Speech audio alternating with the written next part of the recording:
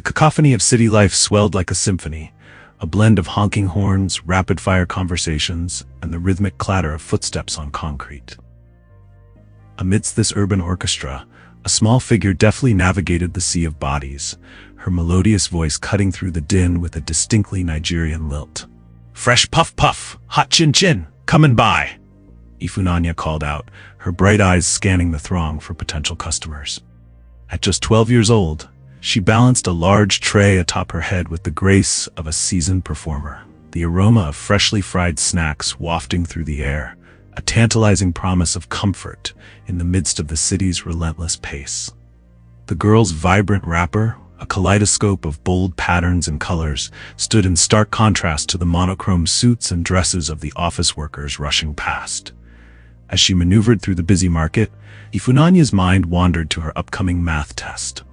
She longed to be home studying, but she knew that every naira she earned brought her one step closer to paying her school fees. Her family's financial struggles weighed heavily on her young shoulders, but Ifunanya refused to let it dim her spirit. Little did she know that this ordinary day, filled with the familiar struggle of balancing work and education, her life was about to change dramatically, setting her on a path that would test her resolve and ultimately lead her to heights she never imagined possible. The next day, Ifunanya arrived at school early, her uniform crisp despite the wear and tear. As she approached the classroom, a familiar voice made her heart sink. "Well, well, well, if it isn't our resident street hawker," sneered Collins, the class bully and son of a wealthy businessman. He stood surrounded by his usual group of sycophants, all dressed in designer clothes that cost more than Ifunanya's family made in a month. Ifunanya tried to push past them, but Collins blocked her path. "I saw you yesterday, you know, shouting like a market woman. It was quite a show." He pulled out his expensive smartphone, waving it in her face. "In fact, I recorded it. Want to see?" The group erupted in laughter as Collins played the video, Ifunanya's voice echoing through the hallway. She felt her cheeks burn with shame, but she stood tall, meeting Collins' mocking gaze with defiance. "You think this embarrasses me?" Ifunanya said, her voice steady despite the trembling in her hands. "I'm proud of my work. At least I'm doing something to help my family and pursue my education. What are you doing besides living off your father's money?" Colin's smirk faltered for a moment before he recovered. "Big words from such a small, poor girl. Face it, Ifunanya. You'll never be anything more than a street vendor. That's all you're good for." As Collins and his cronies sauntered away, Ifunanya felt a mix of anger and determination surge through her. She silently vowed that one day she would prove him wrong. Months passed, and Ifunanya continued to balance her studies with her work on the streets. Despite the constant taunts from Collins and the exhaustion that threatened to overwhelm her, she refused to give up. Her grades remained top of the class, a fact that only seemed to fuel Collins' resentment. One day, as Ifunanya sat in the school library during lunch, furiously scribbling notes for an upcoming exam, she overheard a conversation that made her blood run cold. "Did you hear about Collins' father?" a girl whispered to her friend. "Apparently, his company is in trouble. There are rumors of bankruptcy." Ifunanya's pen paused mid-sentence. She couldn't help but feel a twinge of satisfaction, quickly followed by guilt. No matter how cruel Collins had been, she wouldn't wish such misfortune on anyone. The news spread through the school like wildfire. Within days, the change in Collins was palpable. Gone was the arrogant strut, replaced by slumped shoulders and a haunted look in his eyes.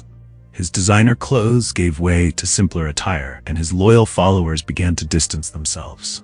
Ifunanya watched this transformation with mixed emotions. Part of her wanted to gloat, to throw Collins' words back in his face. But a larger part of her, the part that had endured poverty and struggle, felt a strange kinship with her former tormentor. One afternoon, as Ifunanya packed up her books, she noticed Collins sitting alone in the corner of the classroom, his head in his hands. Before she could think better of it, she approached him. "Collins?" she said softly. He looked up, his eyes red-rimmed and wary. "I heard about your father's company. I'm sorry." Collins stared at her for a long moment before letting out a bitter laugh. "Why are you sorry? You should be thrilled. Isn't this what I deserve?" Ifunanya shook her head. "No one deserves to suffer, Collins. Not even you." Her words seemed to break something in Collins. His shoulders began to shake, and to Ifunanya's shock, he began to cry. "I don't know what to do," he confessed between sobs. "My whole life, I've been defined by my father's success. Without that, who am I?" In that moment, Ifunanya saw Collins not as the bully who had tormented her, but as a lost and frightened boy. She sat down beside him, offering a comforting hand on his shoulder. "You're whoever you choose to be, Collins," she said firmly. "Your father's money doesn't define you any more than my poverty defines me. We are more than our circumstances." As Collins looked at her with a mix of gratitude and confusion, Ifunanya felt a shift in the air between them. It wasn't friendship, not yet, but it was a beginning. The years that followed were a whirlwind of change for both Ifunanya and Collins. Ifunanya's determination and brilliant mind earned her a scholarship to a prestigious university, where she studied business and economics. Collins, humbled by his family's financial downfall, learned the value of hard work and perseverance. Their paths diverged, but the lesson they had learned that day in the classroom stayed with them both. Fast forward 15 years, and Ifunanya stood in the gleaming lobby of a skyscraper in Lagos, her name emblazoned on the wall behind her. From street vendor to CEO of one of Nigeria's fastest-growing tech companies, her journey had been nothing short of remarkable. As she prepared for the most important meeting of her career, her assistant rushed in with urgent news. "Miss Ifunanya, the representative from the company we're acquiring is here, but you might want to prepare yourself." Curious, Ifunanya stepped into the conference room, only to find herself face to face with a ghost from her past. Collins sat at the table, older now, the arrogance of his youth replaced by a weary resignation. For a moment, they both froze, the weight of their shared history hanging between them. Then, to Collins's surprise, Ifunanya smiled and extended her hand. "Welcome, Collins. It's been a long time." Collins took her hand, his grip firm but his eyes filled with a mix of shame and admiration. "Ifunanya, I don't know what to say. You've done so well for yourself." Ifunanya nodded, taking a seat across from him. "Life has a funny way of coming full circle, doesn't it? But let's not dwell on the past. We're here to discuss the future of your father's company." As they delved into the details of the acquisition, Ifunanya couldn't help but reflect on the journey that had brought her to this moment. Every struggle, every setback, every moment of self-doubt had led her here. Hours later, as the deal was finalized and hands were shaken, Collins pulled Ifunanya aside. "I owe you an apology," he said, his voice thick with emotion. "The way I treated you back then, it was unforgivable." Ifunanya studied him for a moment before responding. "We were children, Collins. We've both grown since then. What matters is who we choose to be now." Collins nodded, a small smile tugging at his lips. "You know that day in the classroom when you comforted me? It changed something in me. I never forgot your kindness, even when I didn't deserve it." As they parted ways, Ifunanya felt a sense of closure wash over her. She had not only achieved her dreams, but had also helped reshape the narrative of her childhood bully. It was a testament to the power of perseverance, forgiveness, and above all, the unwavering belief in oneself. Back in her office, Ifunanya gazed out at the Lagos skyline, the city lights twinkling like stars. She thought of the young girl selling puff-puff on these very streets, dreaming of a better future. That girl had never given up, never lost faith in herself, even when the world seemed determined to break her spirit. As she prepared to leave for the day, Ifunanya's phone buzzed with a notification. It was a message from an old school friend, sharing a viral video. Curious, she pressed play. To her astonishment, it was the video Collins had taken of her all those years ago, selling snacks on the street. But this time, it was accompanied by images of her success story, culminating in today's acquisition. The caption read, "From street vendor to CEO, the inspiring journey of Ifunanya."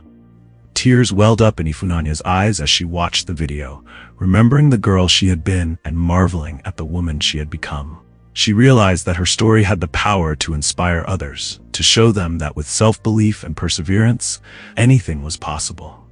As she shared the video on her own social media, adding a heartfelt message about the importance of believing in oneself, Ifunanya knew that her journey was far from over. There were still dreams to chase, challenges to overcome, and lives to touch. But one thing was certain. The power of self-belief had transformed her life in ways she could never have imagined.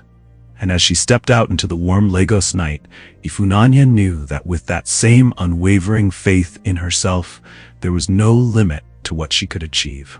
The girl who once balanced a tray of snacks on her head now balanced the futures of thousands of employees in her hands. And she did it all because she never stopped believing in herself, even when the world doubted her. As Ifunanya's story spread across social media, touching hearts and inspiring minds, it served as a powerful reminder to all who encountered it. Within each of us lies the potential for greatness. All it takes is the courage to believe in ourselves and the determination to never give up on our dreams. In the end, Ifunanya's journey from street vendor to CEO wasn't just a personal triumph. It was a beacon of hope for every child facing adversity, every dreamer battling self-doubt, and every person who had ever been told they weren't good enough. Her story whispered a powerful truth to all who would listen. Believe in yourself, and the world will have no choice but to believe in you too.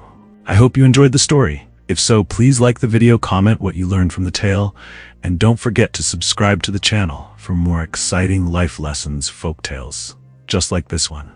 Thank you.